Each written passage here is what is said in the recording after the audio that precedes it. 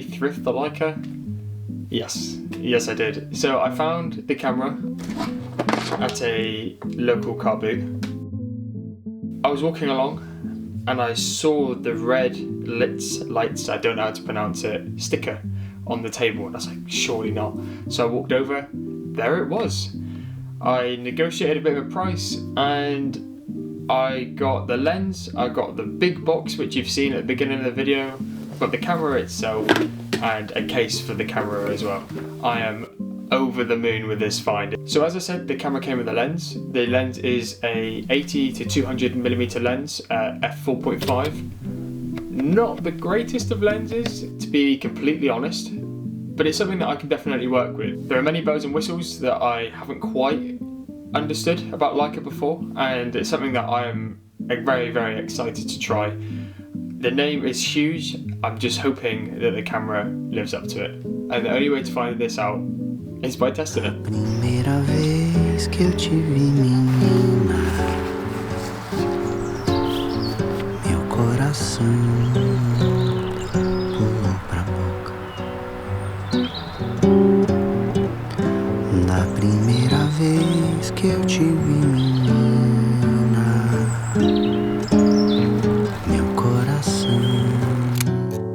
Shot number one, I'm actually really quite happy with. Even with the light leak across the top, I think it adds to the character of the image, and it's a personal favourite of mine actually, from this setting anyway.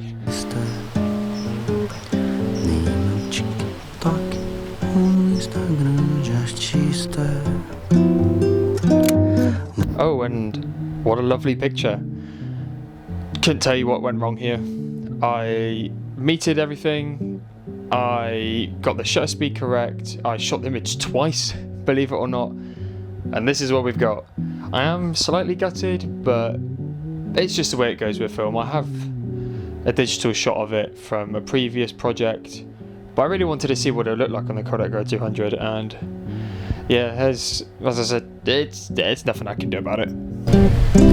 Da primeira vez que eu te vi, menina. Use a tripod, we all say in unison. Believe it or not, I shot this image at 1/250th of a second. Prior to this shot, the image that I took before was the one that I got no images, and it sounded like it was shooting fine, but it did sound like it got jammed somewhere. I'm really not sure how that's happened. I wound everything across, so I just think the shutter speed was ever so slightly off with the dial on the top, so that's something I'm probably going to have to get checked out. But right next to the church, I did get this quite nice picture of a park with the swings. Slightly overexposed in certain areas. The image hasn't come out quite as sharp as I'd like, but I really quite like it actually. I think it promotes this feeling of nostalgia and comfort and a feeling of memory, as I'm sure this setting is familiar to most people no matter really where you're from. So from this mini collection, I've got 2 successful images, and with the amount of images that I took in this setting, I would have liked a few more, but that's not something I can guarantee, so I'll take it.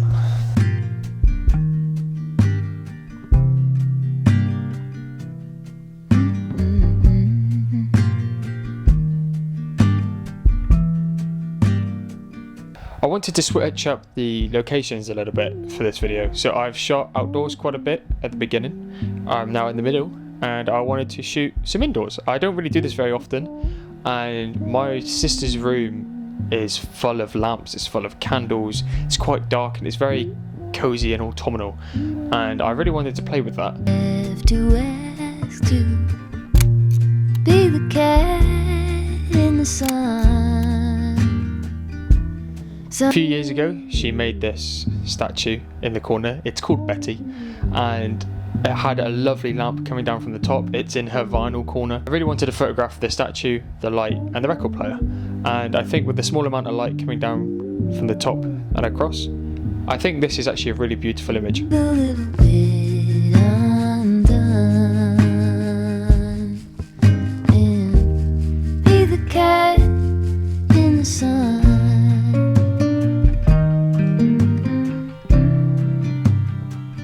Be the cat in the sun.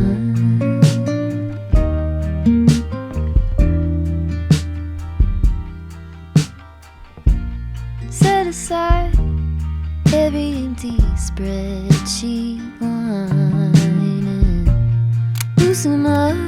The stacks of books in the corner and the light coming down, it's a really lovely shot in my opinion. It's just a lovely corner in the room anyway, and I feel like I've done that justice. Settle back and mess around. Be the cat in the sun. So this Pinocchio shot was a bit of a pain for me to photograph. I had the light coming in from where the vanity table was, coming across. It wasn't quite pointed directly at, but it was kind of shooting down, say I'm the Pinocchio book. So the shelf had a little highlight on it, but I wasn't quite sure how to meter for that. And it was proving quite a difficult task. I metered in certain areas. I tried to combine it and find a middle ground where I think that the highlights and the shadows would be exposed in a way where it was not too bright and not too dark, but not too middle. This didn't work. The image itself, I think if I composed it a little bit better, would have worked on its own.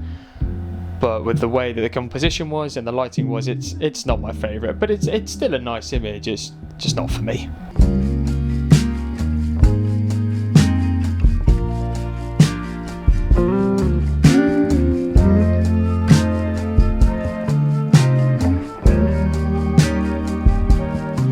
There is one windowsill with a duck lamp, and I thought it was gorgeous.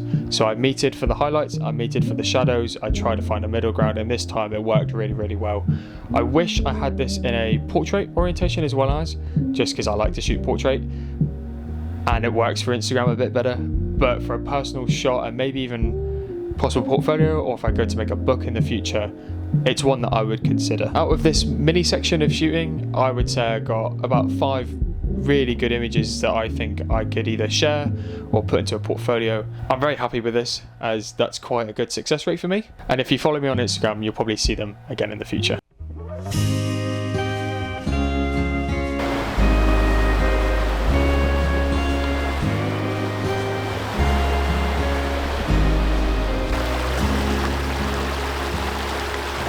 Last rodeo written on my back window. I've never tried this before. I met you. So at this point, I'm hoping that I've actually shown you some images, but I'm not quite convinced that it works properly. I took the camera with me, and this was actually my second time shooting down here,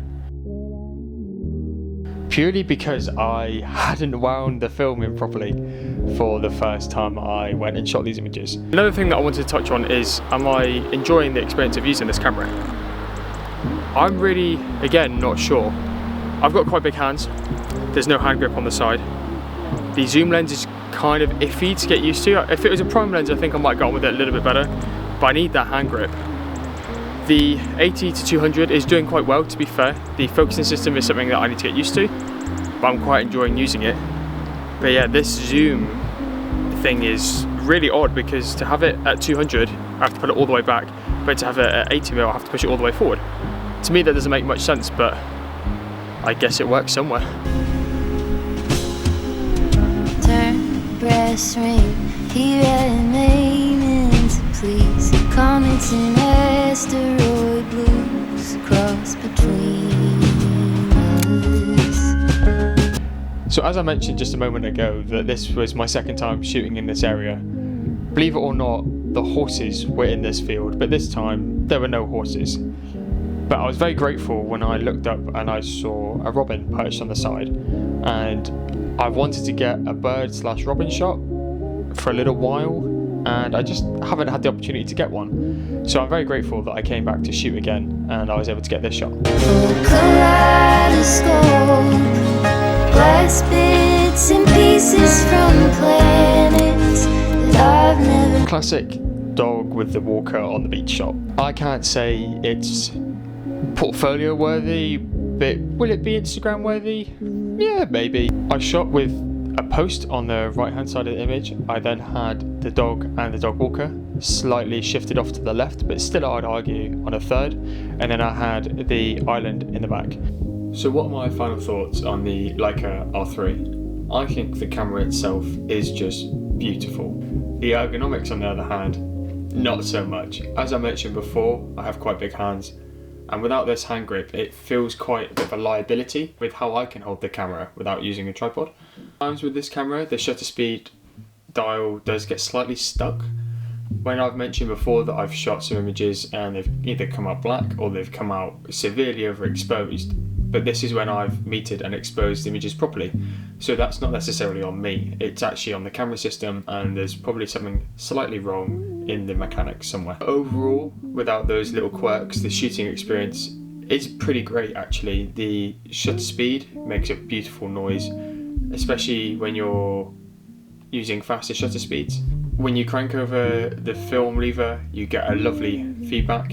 You feel the tension, the camera feels very rugged, and I actually do really like the camera. Is it something that I'll be using very often? Probably not, but is it something that I think is worth having? I personally think so. The lenses are going to be really expensive if I look into getting them, but at the moment I'm happy with the kit that I've got. If you enjoyed the video, then please consider subscribing, and if you enjoyed the images taken and the images you have seen, please consider following me on Instagram. It helps a long way.